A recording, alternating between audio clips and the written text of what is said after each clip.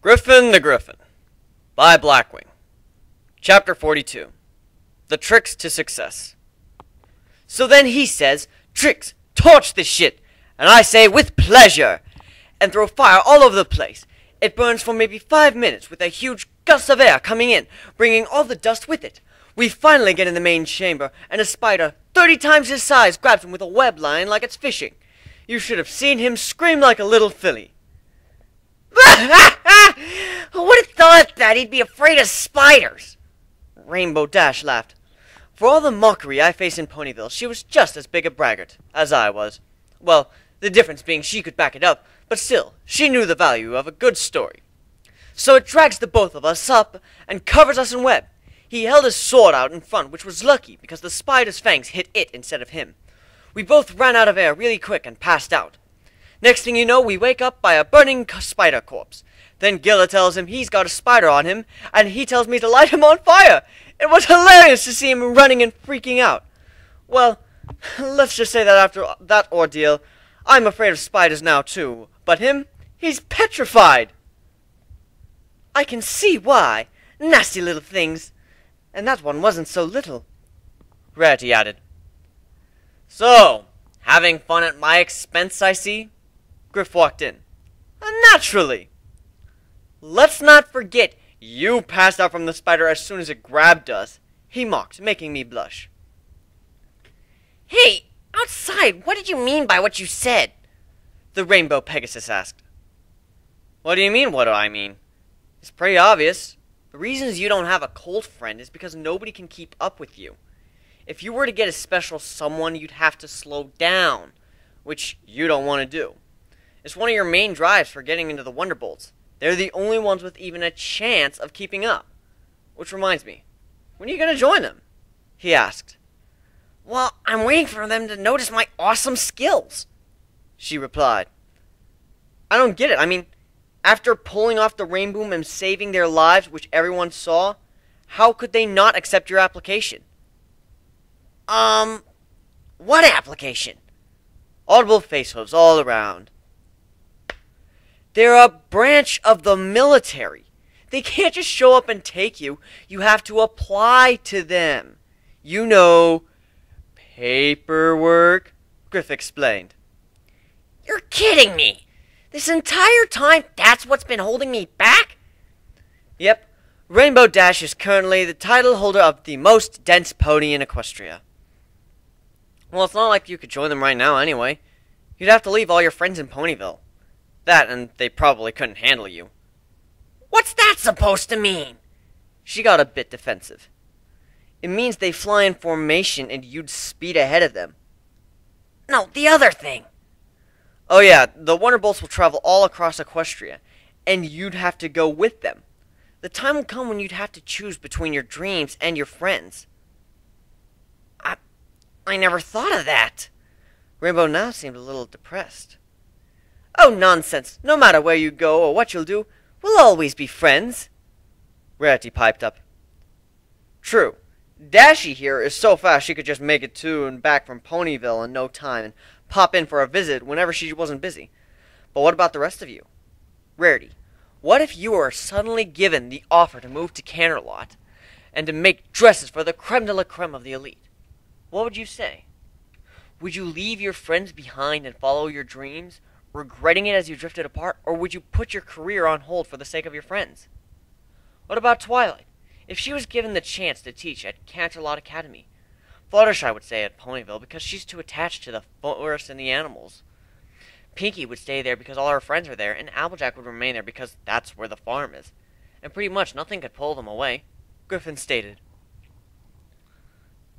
I don't know what I'd do. Oh, Canterlot, the fashion, the culture, the society, but my friends? They're too important to me. I wouldn't want to give up either. I suppose I'd try to find a maid awake at work. Rarity thought. You suppose? He raised an eyebrow. No, we definitely make it work, Rainbow declared. Aha! And that's the right answer. And that's what our group is all about. We're the ones that when life comes up with those dilemmas, we downright refuse to compromise. We break the rules and sets for us. I added, The captain had a mind for philosophy, and none of the others really took to it. Growl would just listen. I'm the only one who actually replied to his musings. So wait, then what is the point of all this? Rarity added. Simple, to make you think. It's a problem that you would no doubt encounter in the future, something with potential to tear you apart. By making you think about it beforehand, it gives you plenty of time to come up with a way to deal with it. It's what Griff does all the time, and it's what's kept us afloat. Plan for everything. Trixie, when did you start thinking like that? Twilight asked. I bear no grudge against her. I used to. But that has long since burned away in the fires of the battle of camaraderie I have had with my crew. Since I joined the crew, my eyes have become open to the world. The princess has put a phenomenal amount of effort into making sure we ponies don't have to worry about very much. But even then, oftentimes things just don't turn out on their own.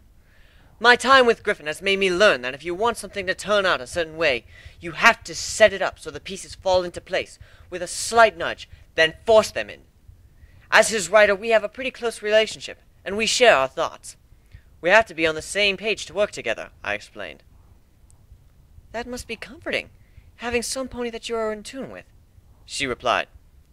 Yes, it is. So, what's it like? Rarity asked me. What's what like? Flying! Oh, but much more than that, being strapped to some pony and having them do the flying, no control over yourself. Well, at first it was frightening, but once I realized that I wasn't going to fall, and even if I did, he'd catch me, once we came to trust each other, it's exhilarating. You should have seen her. When I took her on her first flight, it was a mix of when you fell during the Best Young Flyers competition, and when Dash did the rain boom to catch you, Griff teased. Wait, you weren't there, so how could you know what we looked like? Rarity asked him. Alien? That's your excuse for everything, Dash pouted. And it's a good one because it's true. Oh, and Twilight, I was meaning to ask, what exactly happened in Magic Kindergarten to make you dread it so much? I asked, causing her to fume and blush at the same time. I'm not sure why, but Griff told me if Twilight makes me upset, to just ask her that, and it would shut her up right away. I decided to use it here because it would be fun. I have to admit, messing with these ponies' heads is extremely enjoyable. Considering that I'm an illusionist whose entire goal is trickery and deceit, I should have learned this sooner. There's just something satisfying about getting under some pony's skin. I will never speak of it again, she shuddered. Oh well, alright. Well, I'm done on analyzing Rainbow Dash's love life. Who's next? He asked. Woo! Woo! Me! Pick me! Pinkie Pie began to bounce up and down excitedly. Are you sure? After all, this is going to be blatantly honest, and you might feel hurt afterwards. Okie dokie Loki! Hit me! She responded. Trixie, would you like to do this one? He asked. Well, I suppose I could. Just remember what I taught you about profiling, he encouraged. All right, let's see. Pinkie Pie. Hyper and overzealous, good for making you smile and laugh, but unstable and erratic tendencies. To get a stallion, you'd have to calm down a bit while maintaining your happiness. So, stop rambling off and going off on a tangent. You talk a lot, and a guy will sometimes need you to listen. That, and when you get going, you can make anyone's head spin. Ooh, so you're saying I can't eat cupcakes all the time? I should have muffins every once in a while. I'm not sure where she drew that analogy from, but by now, I know better than to question Pinkie Pie. She just bounced off, happy with her answer. All right, well, what about me? Twilight asked. I looked to Griff, who just looked back at me and nodded. Get out of the library! You're smart and talented, but if you spend all day indoors, there's no way someone will ever notice you. How can you catch someone's intention if you're invisible? She seemed lost in thought, then walked away mumbling something about not being a shut-in. I have to agree with the captain. This is fun! Figuring out what is wrong with other people and pointing them out. While mean, it also helps them better themselves. Very good, Trixie. Now, can you tell me what's wrong with yourself? He asked. The question took me totally off guard. Me? I'm not really sure. I don't really know. Don't worry, that's normal. It's hard to spot your own flaws and easy to pick up on the faults of others. My problem is I'm condescending. I think others are beneath me until they prove themselves. You're kind of the same way. We burned a lot of that out of you, but it's still there. It's not necessarily a bad thing. It means that others have to work to gain your acceptance. But it also means that the relationship is more stable. He explained. It made sense. I was always thinking myself better than everyone else. But now, I guess I still think that way. I just don't voice it. And for the most part, I am better than most, given my skills and what I'm doing. I hear y'all going over each other's love lives, or lack thereof. Want to give me a spin? Applejack asked. Unrefined farm pony. Let's see what the captain has to say. Well, honestly, I can't really see any reason why you don't have someone. Honest, hard-working folk are really hard to come by. Or, well, where I come from anyway. Being open with someone is extremely important, and so is being strong enough to help them back up when they're down. Let your mane and tail hang loose when you're not working, and take off the hat sometimes so they can see your eyes. Other than that, I think you might intimidate the guys. What's that supposed to mean? She looked somewhat angry at the statement, getting into a defensive stance. See? My point exactly. He recoiled a little.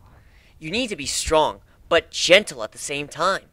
In fact, you and Fluttershy should switch roles for a week.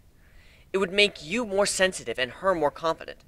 Do that and the guys will be all over you. Unless Big Mac scares them off. She dropped her guard, then sat on the ground, thinking. I guess I do come off a little strong. Oh, you truly are good at this. I'd be most appreciative if you would give me advice as well. For some reason, no matter how hard I try, I cannot seem to get any pony to take a second glance. Of course, they look the first time, but then they just keep walking. Rarity spoke up. Really, I'm clueless when it comes to her. I'm not nearly as good at this as the captain is. Are you sure you want me to do that? I mean, I know what's wrong, and, well, it's a lot. You'll probably be offended or angry. In fact, if I were to tell you everything, you'd probably downright despise me afterwards for being so harsh. He actually looked a little afraid of what her reaction might be. That bad? She asked, feeling a little hopeless in the fact that her personality was that messed up when it came to her possible relationships. Yeah, that bad. The white unicorn sat there for a moment and thought, struggling with herself, before finally coming to the decision. All right, tell me. I will not be angry, and I will not break down. I will listen to what you have to say, to remember that it is merely your opinion, despite the fact that you are quite skilled at this. She resolved to hear him out, no matter what he said. Very well. I ask that we do this in private. Just you, Trixie, and myself. While you might appreciate me being brutally honest, I won't appreciate being bucked in the face and thrown into the wall by magic. He actually seemed worried. If I hadn't seen Twilight handle an Ursa Minor, I'd say he was overreacting. I know quite well, but these ponies are not to be underestimated. The three of us left into his room. Rarity looked around at his weapons and armor, stacked neatly in the corner, while he had a number of things strewn all over the place. Notes, charged gems, diagrams, maps, charts, and several crumpled pieces of paper that contained scrapped ideas. The unicorn seemed to have a mix of emotions. Your room. It's like the library when Twilight is having one of her study sessions, she remarked. I hadn't been in this room before. He kept most of his stuff there in private, mostly because when he discovered something, he wanted it to be perfect before showing us. I don't mind the mess.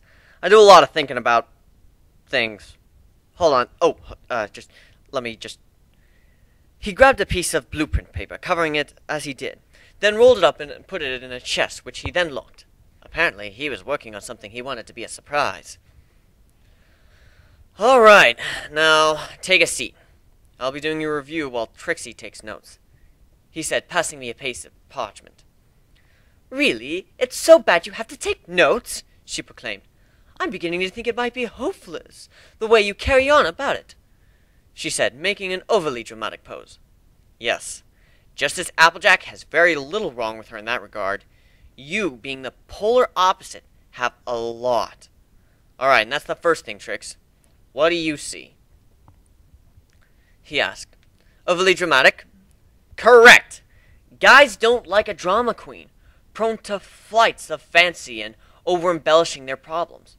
People don't like it when others go for a pity party. Rarity looked upset. Number 2, fussy. Sure, being prim and proper is important, as are details, but absolute perfection cannot be achieved. No matter the effort, and you have to know when to say it's good enough. You do not know how to do that. Oh, pish posh. I know that out there. My Prince Charming is waiting for me. I rolled my R's and practically gagged myself.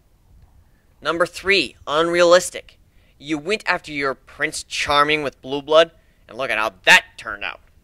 The fact is, there are very few who fit that description. And those that do are already taken. Fancy pants, for example. What's more, you seem dead set on royalty. And guess what? That's not going to happen. You need to lower your standards. There are many perfectly reasonable ponies or griffins or dragons out there that you won't even give a second glance. The whole reason you get interested in someone is because they're high class and as such, wealthy instead of who they really are. This is something you need to change. Her cheeks were bright red with frustration. After all, everything she believed in regarding relationships was being thrown out the window, and rightfully so. She puffed up her cheeks, then forcefully blew her breath out to calm down. Please continue. Actually, before I do, I need to ask you a question. How do you feel about Spike? She seemed off guard with this question, and was about to ask how he knew of such things before she remembered his alien line.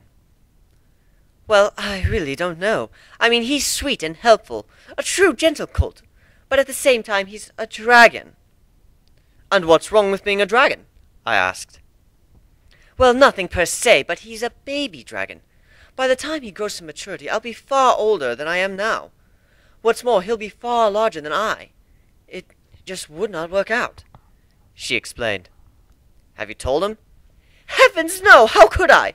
It would break his heart. I know how he feels for me. How could I just tell him I don't return his feelings? I never will. So then you'll just keep stringing him along until one day he finds out from someone other than you how you feel? He'll feel used, and rightfully so.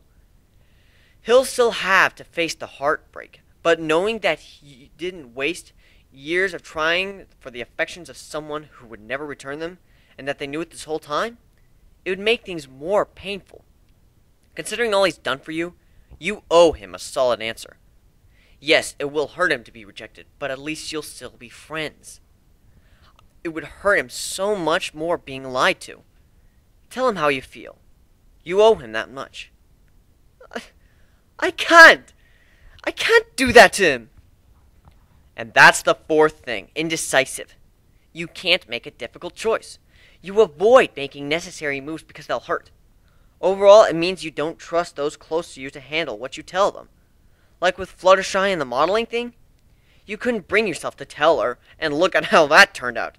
You ended up putting unnecessary stress on Twilight, and all your friendships were strained because of it. I know, I'm weak and cowardly. This whole reason I'm so stricken with royalty is because then I wouldn't have to make these kind of decisions. And you're also a fool, because no matter what, you'll have to make those decisions. Royalty even more so. They have a country to run. I do not envy Luna and Celestia. They have to make difficult decisions every day, and they make the wrong choice, then people suffer. Gilda's eyes were soft and caring. How can I tell him? How can I tell Spike that? He'd hate me. Well, we could always send him a letter, I suggested. Rarity looked at me. What? We can. Griffin can just cast a spell and send a letter to him, telling him how you feel. No, under no circumstances will I reject him in a letter. Well then, you'll have to tell him yourself. But either you promise... Wait, Griff, what was that thing you said? Pinky promise? He offered. Right. Either you pinky promise to tell him when you get home, or I'll make the letter and send it right now. So, would you rather him hear it from an anonymous letter or from you? You can't! You wouldn't! That's blackmail! She cried, tears appearing in her eyes. And, and that, my dear Rarity, I used a mock high society accent, as well as a pause for dramatic effect, is why we are pirates. You see, we don't follow the rules. We do what we need to be done, regardless of standard. So yes, we can, and unless you make the unbreakable promise, we will. I gave a devilish smile. Well, it will in turn be out better in the long run. Causing these ponies emotional pain and distress is oddly satisfying. I love it. All right, fine. Cross my heart. Hope to fly. Stick a cupcake in my eye. She was choking. You promise what? I promise that when I get home, I'll tell Spike how he really feels, as soon as I've unpacked. Elsewhere. Twitch, twitch, rub, ache, flop, flutter, twitch, flip, and kick. Rudy just made a pinky promise to tell Spike how he really feels. Poor guy. Griffin's room. So, that's it, then. Take these notes, look them over. If you're dead set on high society, try going for a royal guard. Otherwise, start looking elsewhere. Good night, Rarity. I hope this was informative. Now get out of my room. I have things I need to discuss. Rarity left in tears, having all her flaws laid out in front of her, knowing them to be true, and now having a difficult task ahead of her. She went down to her own room. As soon as the door closed, we heard bawling. Oh well. She needed to learn this sooner or later, and sooner was better. That, and making her cry, was strangely satisfying. I guess I'm becoming more like the captain every day. Do you mind me asking, what was on that blueprint you were so desperate to hide? Well, I don't mind showing you, but don't tell anyone else. It's still in development, and I'll have to have Steelhorn take a look at it to make alterations. I'm not a smith, so this is just an unprofessional idea. He'd have to make it work. He went into his chest and pulled out the paper. It had 2 chambers, a handle on the bottom, a little ways from the back, with a gun stock in the back of it, and a sliding handle halfway through the side, with a spring mechanism and a fan of some sort. Each chamber had a gem in it, with the front leaving shutters which seemed to be connected to a trigger near the back, and lenses in the front of the shutters.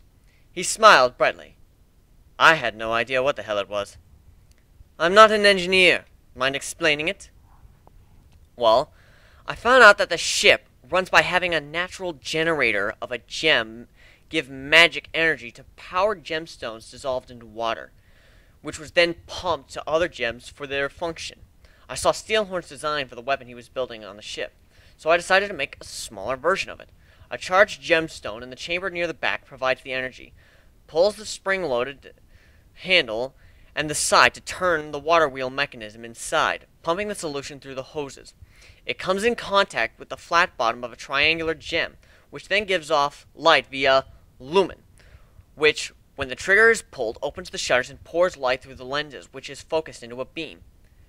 Basically, it's a laser rifle. We're gonna have a big one on the deck that's hooked right to the ship's system, but I figured the troops could carry these. Perfect accuracy, long range, no fall off from gravity, unlimited ammo. It's a sniper rifle that uses beams.